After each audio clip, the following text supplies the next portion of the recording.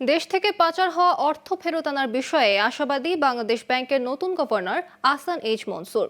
শনিবার টাঙ্গাইলের বাসাইল উপজেলায় মার্থা লিনস্ট্রম নূরজাহান বেগম বালিকা উচ্চ বিদ্যালয় পরিদর্শনকালে তিনি এই কথা বলেন। গ্লোবাল টেলিভিশনকে তিনি বলেন, অর্থ ফেরত আনার বিষয়ে নেতৃত্ব দিতে পারে বাংলাদেশ ব্যাংক। তার মতে, পাচার হয়ে যাওয়া অর্থ ফেরত আনার বিষয়ে মূল সমস্যা ছিল বিগত সরকারের সদিচ্ছার অভাব। তিনি আশা করছেন অন্তর্বর্তী সরকার এ বিষয়ে উদ্যোগ নেবে।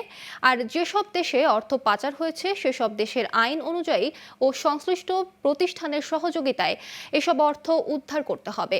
পাশাপাশি ভূমিকা রাখতে পারে বিশ্ব ব্যাংক। প্রধানমন্ত্রীর কার্যালয়ের হস্তক্ষেপ ইত্যাদির কারণে বাংলাদেশ ব্যাংক বা অন্যান্য প্রতিষ্ঠান কোনো কার্যকর পদক্ষেপ সেখানে নেয় নাই বা নিতে পারেনি। তো এ বাস্তবতাটা তো পরিবর্তন হয়ে গেছে। কাজে এখন সুদৃঢ়ভাবেই এখানে সরকার হস্তক্ষেপ করবে। সুশাসন প্রতিষ্ঠার মাধ্যমেই একমাত্র এটা করা সম্ভব।